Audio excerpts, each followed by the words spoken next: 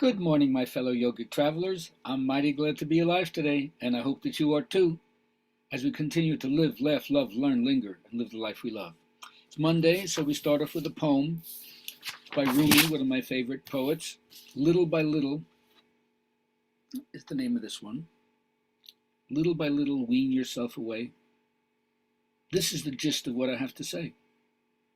From an embryo whose nourishment comes in the blood, move to an infant drinking milk, to a child on solid food, to a searcher after wisdom, to a hunter of more invisible game. Little by little, wean yourself. This is the gist of what I have to say. From an embryo whose nourishment comes from the blood, move to an infant drinking milk, to a child on solid food, to a searcher after wisdom, to a hunter of more invisible game. This week I'm going to be highlighting what I've gotten from Alan Watts, one of my favorite philosophers, raconteur, and great explainer of Hinduism, Buddhism, Taoism, and Eastern philosophy in general. The first thing that he would remind us all is the real business of life is to enjoy ourselves, to obliterate the rhythms of time and space and realize that the whole purpose is to be alive now. Not to have any kind of filtered reality, TV, internet, cell phone, but doing things not virtually, but in real time and space. It's amazing how aspects of technology can foster non-joy and non-communication between people because you participate in it in a very, very different way. And I'm very, very thankful that we can speak to people over hundreds or thousands of miles and instantly text across the world. But too much of it takes us out of being with what's happening within ourselves and in the world in front of us. So the basic premise that needs to be criticized is that life is serious business, work. You got to be earnest, and herein lies the lack of joy. Everything we do, we work in order to think that that's how we go on living. That play is justified insofar as it helps us make work more efficient.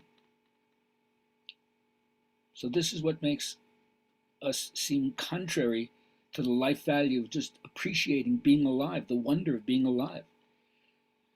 So work is a drag for most people.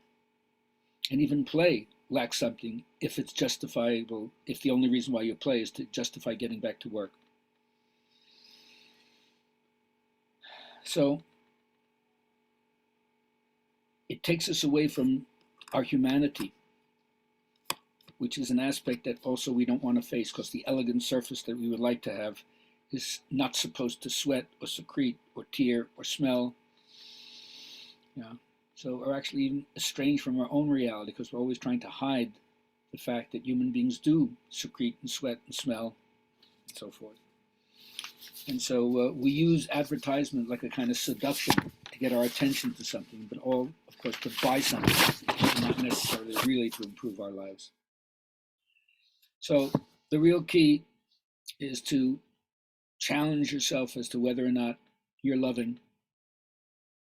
Normally we project our own self on other people and we don't really see what's in front of ourselves. We only see what's inside our own minds.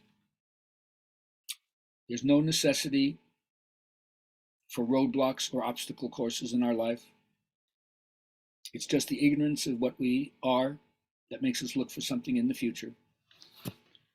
And the only way we can do this is to not rest on surface things, but to probe deeply. When you probe deeply, you realize there's a mysterious quality. And we're not supposed to divorce our daily life from what we would call the mystical teaching. The fallacy of this opposition prevents us from sharing the delight that could exist.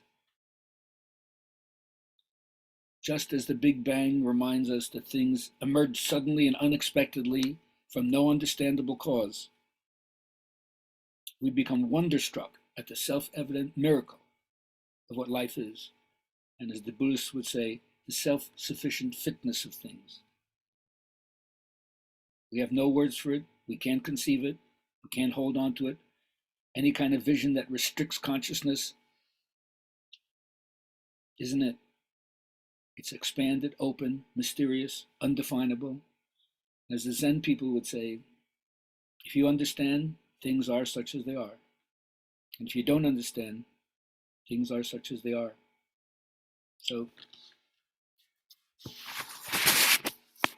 take a humble stance, or as the Turkish proverb says, those who sleep on the floor can't fall out of bed, and enjoy yourself to the max.